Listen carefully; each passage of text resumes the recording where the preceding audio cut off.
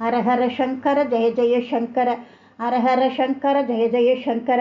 சதாசிவ சமாரம்பாம் சங்கராச்சாரிய மத்தியமாம் அஸ்மத் ஆச்சாரிய பர்யந்தம் வந்தே குரு பரம்பராம்.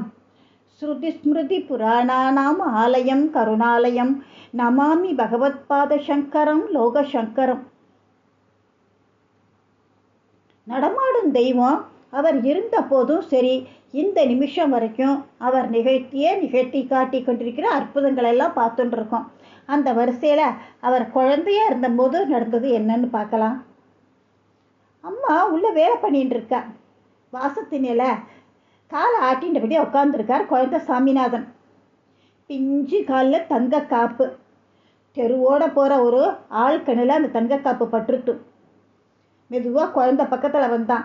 ஆஹா, குழந்தை பக்கத்தில் யாருமே இல்லை அப்படின்னு நினச்சிக்கிட்டு, என்ன பாப்பா உட்காந்து என்ன பண்ணுற அப்படின்னு கேட்டுட்டே மெதுவாக தொட்டு பார்த்தான். கொக்கியெல்லாம் தளர்ந்து வேற லூஸாக வேற இருக்கு. குழந்தை சொல்கிறது, மாமா இதை எடுத்துகிட்டு போய் சரி பண்ணிட்டு வாங்கோ, ரொம்ப தொலைன்னு இருக்குது அப்படின்னு மழையெல்லாம் சொல்லிட்டு சொன்னது மட்டும் இல்லை, குழந்தை காய்ட்டியும் கொடுத்துருத்து அந்த ஆள்கிட்டக்க.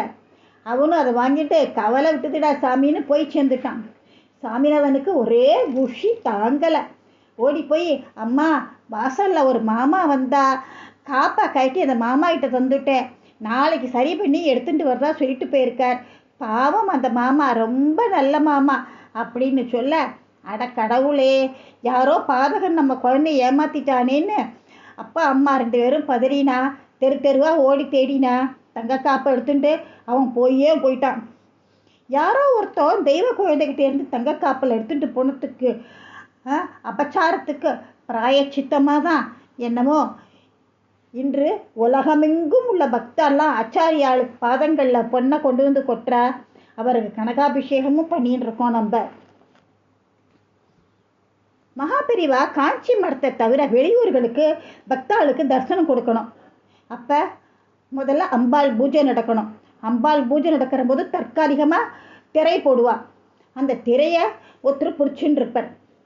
அப்போ அந்த பிடிச்சிக்கிறவர் அம்பாளையும் மறைக்கணும், பெரியவாளையும் அந்த திரை மறைக்கணும். அந்த மாதிரி பிடிச்சின்னு இருக்கணும். இடக்கையையும் வலக்கையையும் நீட்டி திரையை பிடிச்சின்னு இருப்பார் அந்த பக்தர். அவர் பேர் தியாகராஜ சுந்தரம்.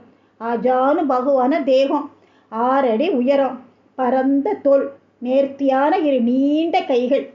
அவர் தன்னோட 2 கையையும் 2 பக்கமும் நீட்டி திரையை பெரியவாளையும் அம்பாள் விக்கிரகத்தையும் மறைச்சிண்டு சுமார் 10 நிமிஷம் நேரம் அசராமல் பிடிச்சின்னு இருப்பார்.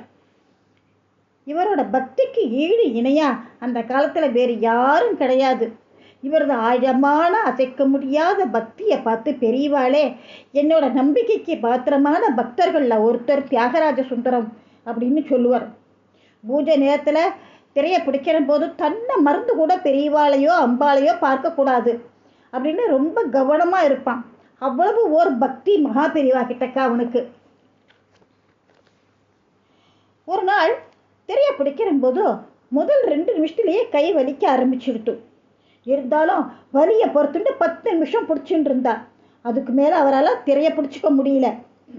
மகாபெரிவா கிட்ட சொல்லிடலான்னு நினச்சி திரைக்கு உள்புறம் தன்னோட பார்வையை திருப்பினார் தியாகராஜ சுந்தரம். தன் பார்வையை தன்னாலேயே நம்ப முடியல. சத்யஸ்ரூபியா சாக்ஷாத் அம்பாள் உயிரோடு உட்கார்ந்துருக்கா. மகாபெரிவா பூஜை புஷ்பத்தை அம்பாள் பாதத்தில் சமர்ப்பணம் பண்ணின்னு இருக்கார். தியாகராஜ சுந்தரத்தால் தன்னோட கண்ணை அம்பாள் மேலேருந்து எடுக்கவே முடியல அவரால். ஹாஹா அப்படின்னு சொல்லிட்டுன்னு மகாபெரிவா பார்க்குறார். தியாகராஜ சுந்தரத்தை பார்த்து, என்ன அம்பாள் தரிசனமாச்சா? உன்னுடைய பக்திக்கும் நேர்மைக்கும் தூய மனசுக்கும் தான் இந்த அம்பாள் தரிசனம். சந்தோஷமாக க்ஷேமமாக இரு அப்படின்னு ஆசீர்வாதம் பண்ணினார். இதிலிருந்து நாம் என்ன தெரிஞ்சுக்கிறோம்?